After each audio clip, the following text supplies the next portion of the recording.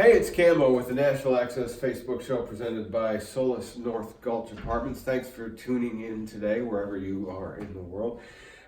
Great guest for you. She's got a brand new single that's going to be coming out, and her name is Tiffany Woys. Come on in.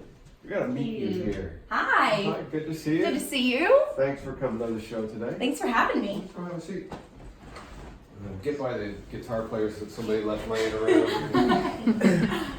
We asked them to be removed, but they always end up. Oh, kind of like them. Okay. It's a funny thing, when you ask the drummers to leave, they do, and they never come back. They never come back.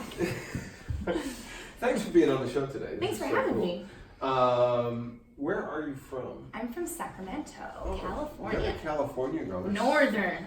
so many California people coming into town now. Yeah, I mean, and it makes me feel good that I'm not the only one, because at first, a while ago, it was pretty much not a lot of people were coming from California to sing country music. And what you don't realize, a lot of people don't realize, is there is actually a lot of country music in California. There's a ton of it, especially in Northern California, but it seems like I'm bumping into people and interviewing people all the time. Oh, you're from California. Now it's like weird if I get somebody from Tennessee. Yeah.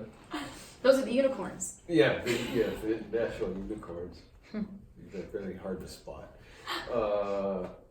So what's the transition like from coming from Northern California to Nashville? It's actually been really easy.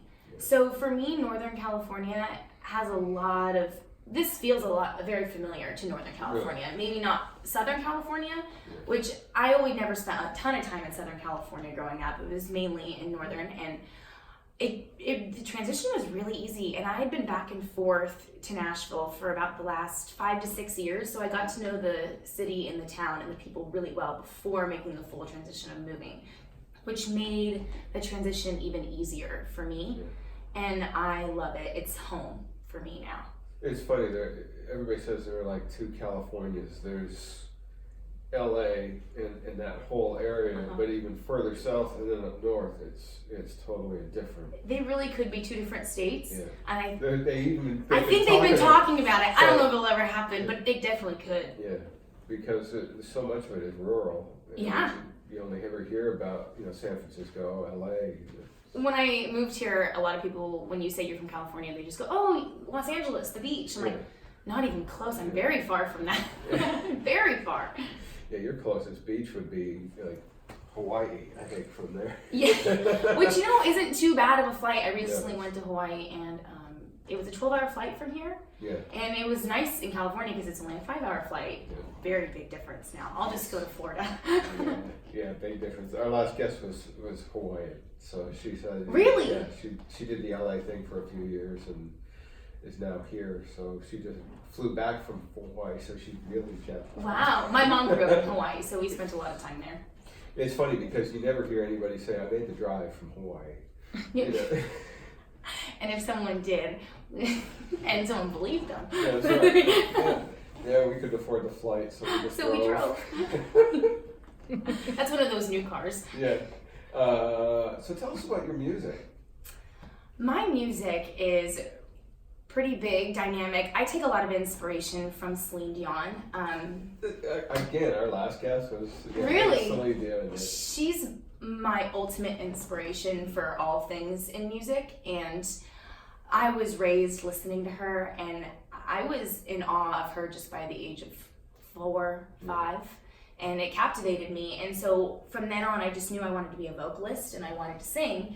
And it wasn't until I heard LeAnn Rimes for the first time, and I think I was about 6 or 7 when I heard her, and that's when I really fell in love with country music. And my music is definitely vocal driven and based and big and dynamic, and I always make the joke that when I go in and I cut a song, I always want my music to sound like you could put like pyrotechnics or a big smoke show to.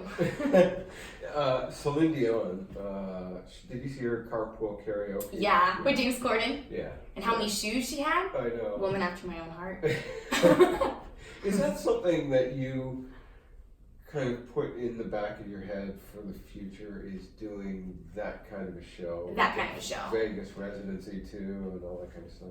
From day one of wanting to do this, that's all I've thought about is big shows like that. So even I toured up and down the West Coast for close to 4 years, and even, we were in the bars for the 3-hour gigs, but my band and I would actually design a show with a full intro and a full outro and everything, and bars hated it because they were like, what's going on? This isn't an amphitheater. Yeah. But I always say, dress for the job you want, not the one you have.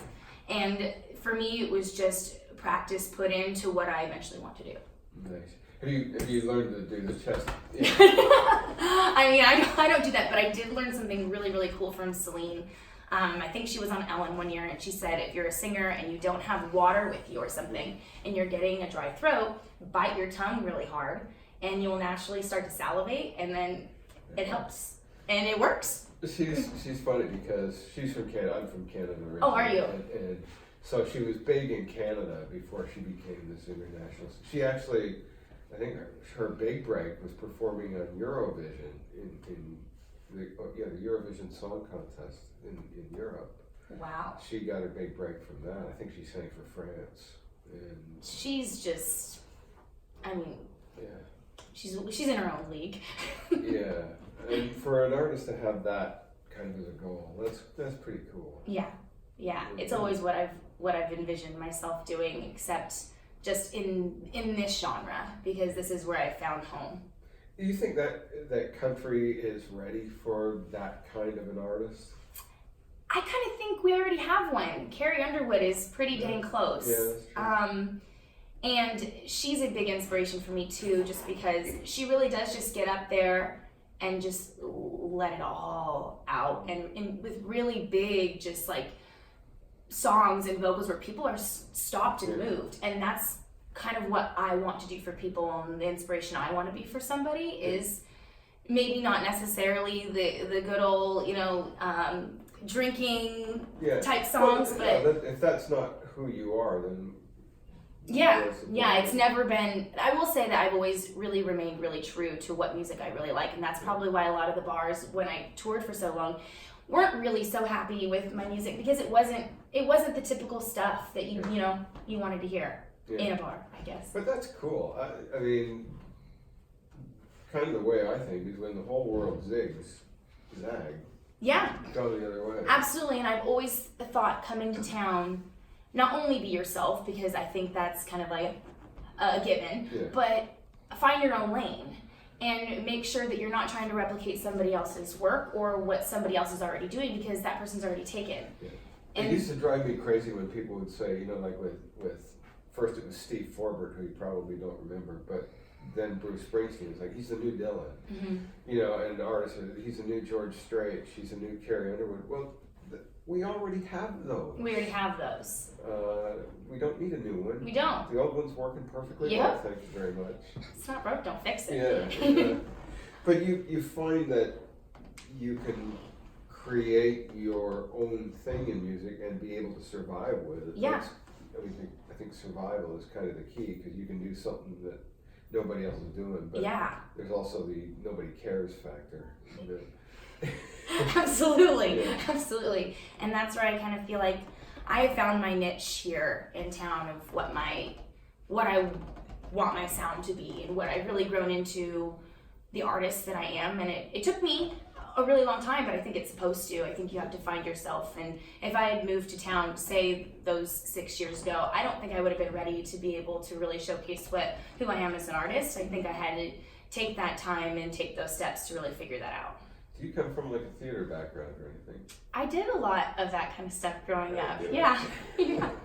It's just people that do theater have a different way of carrying themselves. And when you came in, you already have that kind of aura about you, that you carry yourself like a professional, like a star. Thank you. I think it's like when you learn how to drink underage. I never did that. Act like you belong. When you go to bars, just act like you belong here. Somebody says, "What would you like to drink?" A beer. ID. Yeah. But funny. If you know what you want and you act like you've been there before, then you're halfway there. True. I mean, I don't want to say that I know what you're talking about, but true. No, because you never drank. I did anything wrong. I covered all of that. So, what are you doing right now in Nashville? So I just released my first EP back in February, and it had 4 songs on it, and now I'm getting ready to release a next single in July. And that's gonna be cool. It's gonna be really cool, and I'm not gonna be sharing with you guys that song today because it's a surprise. It's alright, it's gotta be a surprise. But it's gotta be a surprise. But I'm really excited. Even though July is only like next week. I know. But you don't know what time in July, right? No. She's never coming back.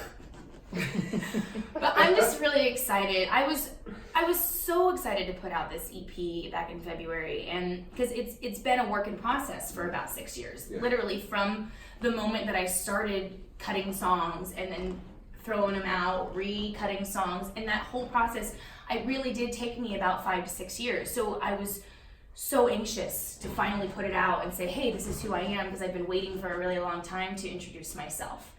And I know that takes time and it takes patience. But now releasing this next stuff, now that Nashville's starting to get to know me and my sound and who I am as an artist, it's going to be really exciting to start to release some new music that I'm really passionate about that I'm working on now. And it's finding your own voice. Yeah. You can go into the studio and cut something, and then you listen back, and that's not me.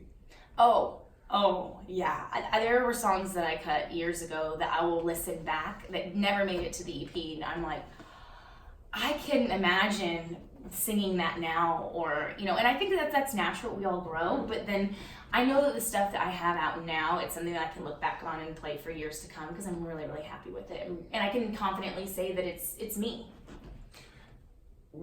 Going back to the Celine Dion thing, and I talked about this with my last guest too. Celine Dion usually nails the songs that she chooses. But her biggest mistake, to me, was she makes mistakes? Yeah, I Drove All Night. Okay. I know. If Celine by chance ever saw this interview, I don't want to say anything bad about her. Vocally she was great, but to me it was the credibility issue, because I can't picture Celine driving all night. I can picture her driving all night. What's funny is she opened her every single Vegas show with that song. Yeah. And I saw that show 3 times, and every time she opened with that song. 2 other people have covered that. Well, Roy Orbison did the original. I could picture him driving all night. Oh, I didn't know that. Yeah, it was a Roy Orbison song. Cyndi Lauper cut it. I could picture her driving all night. But Celine Dion, I can't picture driving all night. No. I can only imagine her driver. She gets in the car and say, "Drive all night." Drive all night. That's probably true. And go find me some stuff to throw at the window. That's probably true. I don't think she's driving a whole lot. You're probably right. She's not driving up and down the Vegas Strip very often. I doubt it. That was my only issue with Celine, but vocally she nails it every time. I mean, yeah, I think it's no question. And when I could talk about her all day. And then really? You're that like I was such a Celine fan. I'm and she's coming here in January. You got your tickets yet?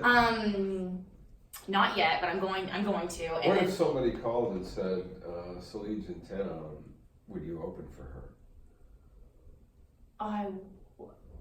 I would absolutely do it, but I would also apologize to the audience that there's no way anyone is going to compare. She's better off probably with a male opener. So what if I tag Celine on this little show here? You can do that. Okay. Anytime. I would just like the opportunity to shake her hand and thank her for the reason why I kind of do music.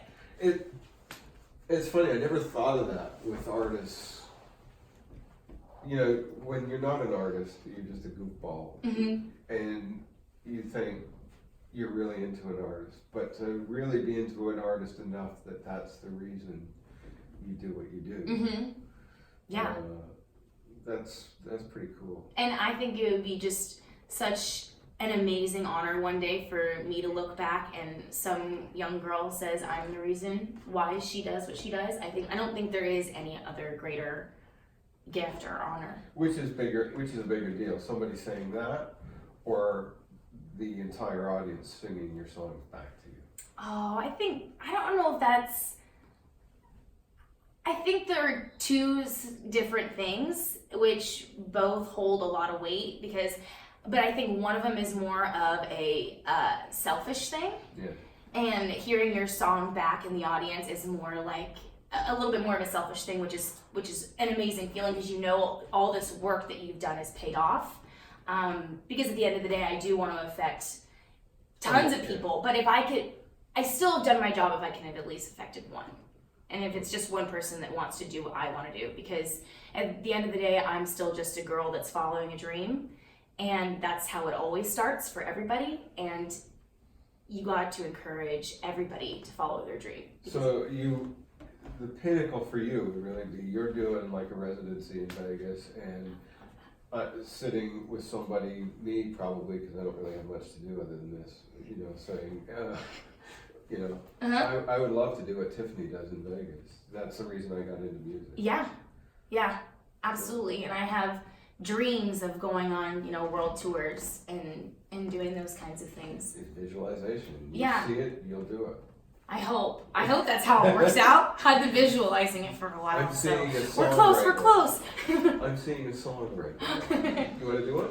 I'd love to. See, it's all visualization. I pictured you doing a song and now you're going to do it. Awesome. You got two guitar players with you. I do. Yeah, this is Ryan. Ryan, hey. And Michael. Hey, Michael. They're great guys. They arm wrestled for the tall chair. Yeah, two is better than one, right? That's right. We like to have two. Right. My first song that I'm going to do is a song that I'm actually releasing the music video for on July 4th. Oh, sweet. And it's called Spark. And it's such a fun song, it's so different, and we kind of have this fun 4th of July theme going on for it, even though the song has nothing to do about 4th of July. But who cares, right? 1, 2, 3, 4.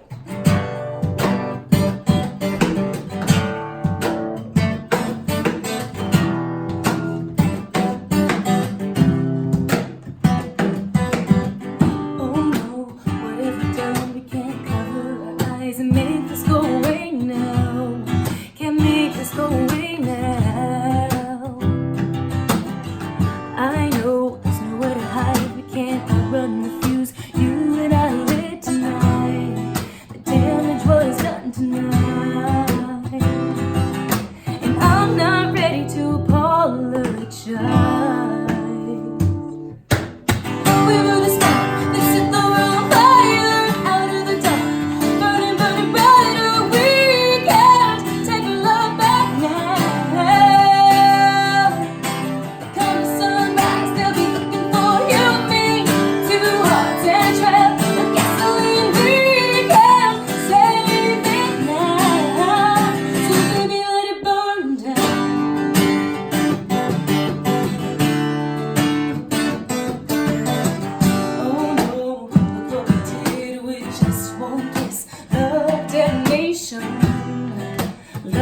and me.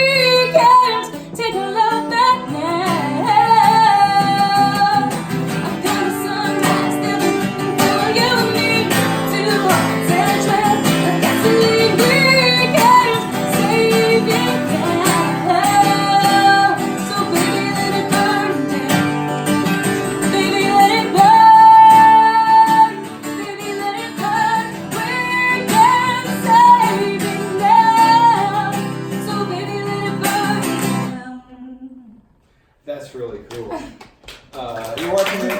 We have a studio audience first. Thanks for watching the Nashville Access Facebook show. I'm Camo, and my guest is Tiffany Woys. That really does take a new meaning when you put it into a 4th of July concert. Yeah. It really does. When I'm listening to the lyrics, oh, that's cool. Yeah, and who doesn't love playing with sparklers, right? During 4th of July? I have a traumatic injury from. No!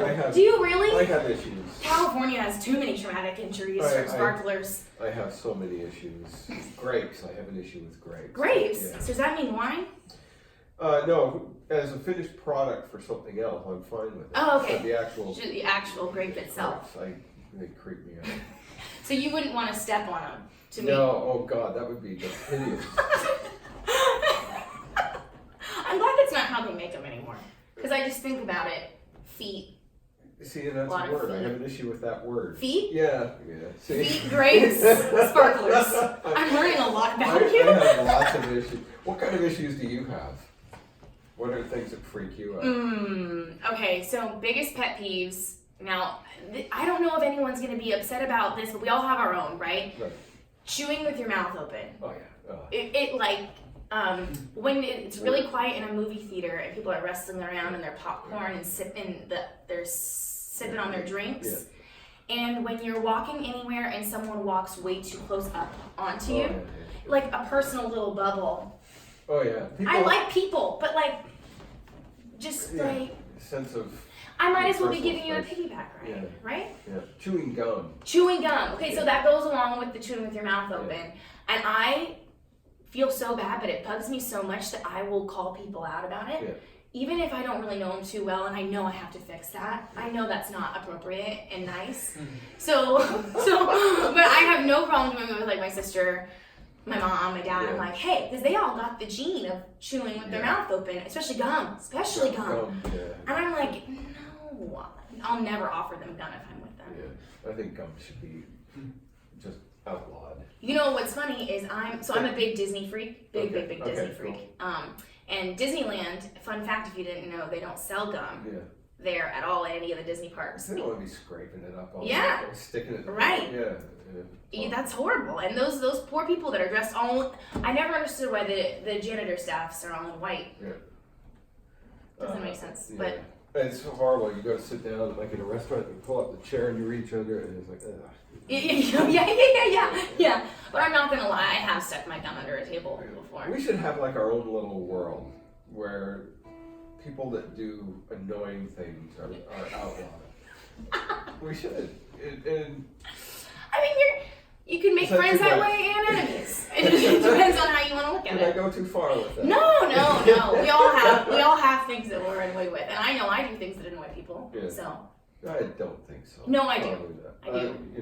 Those. I don't conserve water well, so all the people that water conservers. But those of us who like to think of ourselves as perfect, I mean, I'll wake up maybe one day thinking that, and then my mom quickly reminds me. Reality. Yeah, reality check, Tiffany, you're not. Yeah. Tell me more about this Disney fixation. Well, some people say it's a problem. I don't. I think, Disney, I was brought up going there. My mom even worked there growing up. So it was just a big family thing for us. Not just the movies, just the whole idea of it. And then the older I got, I still remain so in love with it, but now it's for different reasons. Yeah. So I look at Disney kind of like the way I think of following a dream. And how when you enter and you're in the parks or when you watch the movies, you kind of get trapped in this little world for a little bit that you don't really see the outside world and it's always reminding you that you can chase that dream, you can grab that star, you can do all those things. And I kind of take that into my life now as an adult. So I look at it very differently and I really love what Disney as a whole represents. Mm-hmm. And I've always wanted just to work with the company and be involved as much as I can, as I'm sure a lot of people want to be. Because it's just so phenomenal and I just love what they represent and their job at Disneyland and Disney World, they have the thing called the Imagineers, that think of all the things. I really wanted to do that growing up and then I realized you had to have an engineer background. I don't have an engineer background, but I'm an idea person. I can come up with the ideas if they can just bring it out to life. Yeah, so Disney. That's kind of cool. I can do that too. The only downside to that would be having to wear the ears when you go to work. I wear the ears even when I'm not there. I make my own ears, but when I go to the parks, I'll buy the Mickey ears and then I'll embellish upon them, and I make them for New Year's Eve when I've been to I think I've spent 6 New Year's in the parks. Yeah, now you're like, she's crazy. You're fine. And I have and I put them in a display cases now that are supposed to hold like signed footballs. But because I figured the shape of a Mickey hat is kind of like a football, so it fits quite nice in there. Yeah. And I actually made a pair for Radio Disney because I went and performed for them. I had a single on Radio Disney. Radio Disney is doing great things for young women. Yeah. In the music business. Yeah. Absolutely. I have a friend in Buenos Aires that does Radio Disney down there. And the artists she exposes people to, it's like a role model thing too. Yeah, and it gives people a platform, especially for independent artists like myself that don't have a label at the moment, and they are so welcoming and open armed to independent artists, and that's really not easy to do nowadays. I mean, yes, we have a platform with social media, which makes it easier for us to be heard a little bit, but sometimes you need that elevated platform. You need a little bit of a platform to kind of get you seen to the next level, or at least for people to at least hear your music. Because it's not just, we can throw things out to Spotify and iTunes, but to get eyes to it and get people to hear it, that takes a little bit more. It also goes towards your idea of, being able to change even just one person, influence one person with what you do. That's the whole Disney ethos. See, I used that correctly. The whole ethos of follow your dream, spread, all that kind of stuff. Yeah, and that's why I love Disney so much. So it's been pretty dang awesome to know that I've had a song played on Radio Disney, and knowing that I'm one step closer to working closer with the company. That's cool. You want to do another song? I'd love to. Sweet. So I recently released this on the EP and the music video, Love Has No Heart. And this song was written by Shane McAnally, Sarah Hayes, and Trevor Rosen. So 3 really small names. Yeah, you can't really go, even their throwaways are good songs. The second I heard this song, it took my breath away. And I knew I had to record it, but it was on hold for Brett Young. And I was like, oh, well, there we go. That's gone. And then I went through this horrible breakup, and it devastated my world. And a week later, I heard the song came off hold for Brett Young, and they allowed me. It was so gracious enough to allow me to cut it. And because as an independent, it's not every day you get your hands on something so special. It is really hard for an independent to get. Yeah. Even the throwaways from Shane McAnally. Yeah. And he was even so kind enough to even comment on my video on Instagram when I put the video up and said amazing job and everything. And that's just to be recognized by somebody who I respect so much in this business is pretty incredible. Cool. This song is called Love Has No Heart. Tiffany Woys. 1, 2, 3, 4, 5, 6.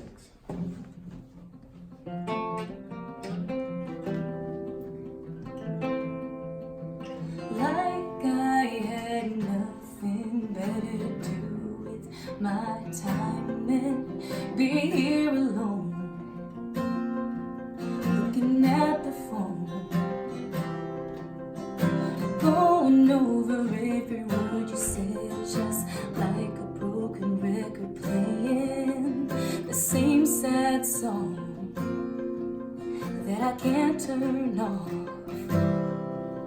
It starts with the glitter, the shine, the shimmer, the flash of the picture, then after that, the fade of the glimmer, the trouble, the hammer, the pieces that shatter, the aftermath. Love just don't care who's in its path. Love won't slow down, and it don't look back. It don't give a damn who it tears apart.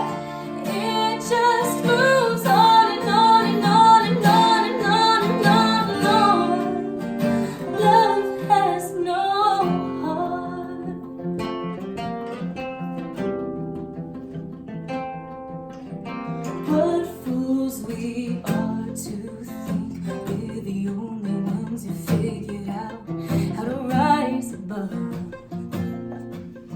the fury of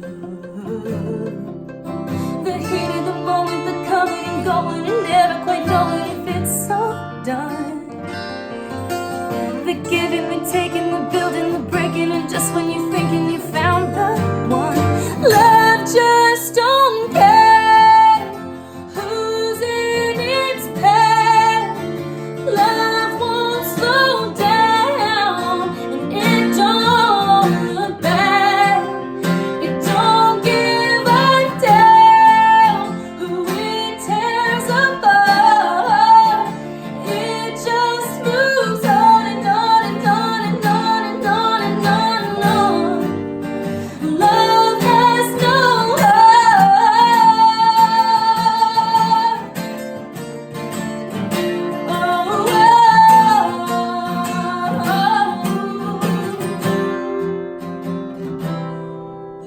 It starts with the glitter, the shine, the shimmer, the flash, the picture, then after that, the fade of the glamour, the drop of the hammer, the pieces that shatter the aftermath. Love just don't care who's in its path. Love won't slow down, and it don't look back.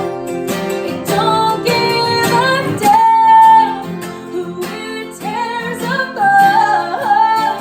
It just moves on and on and on and on and on and on and on. Love has no heart.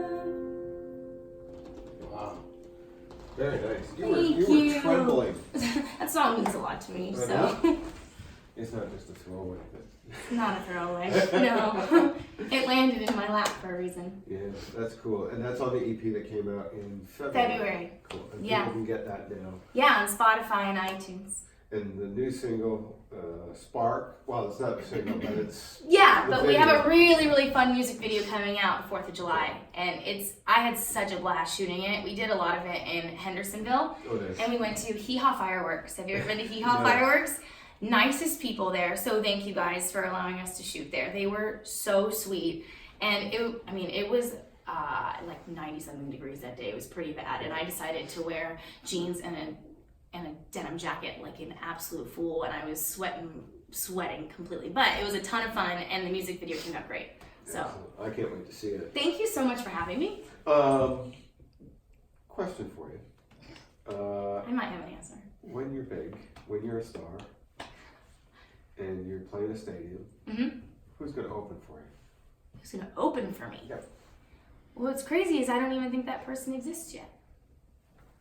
Oh, that's a good answer. Yeah, I don't think they're. It's either a good answer or a cop out. No, I don't. No, because I think anybody who you've heard at this moment, I would be just lucky enough to open for them.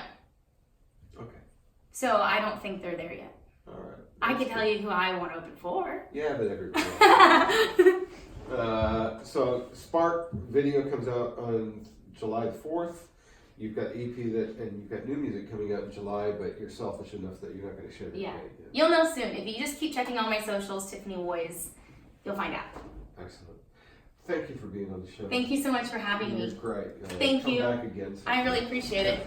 Oh, I get the post. Ah, you get a post interview. This is cool when we do this. It throws the camera off. Anyway, make sure you check out Tiffany everywhere you get music, and watch for her video Spark coming out Thursday. It is Thursday. Is it Thursday? Yeah, Thursday, July the 4th. Everybody has July 4th. It just gets celebrated here.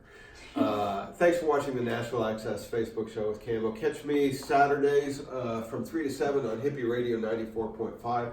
Sundays on Chris Country across the UK at midday, and Thursday mornings with Jody Crosby and John Wolfe on 88.9 Tamworth Radio. See you next time. Thank you.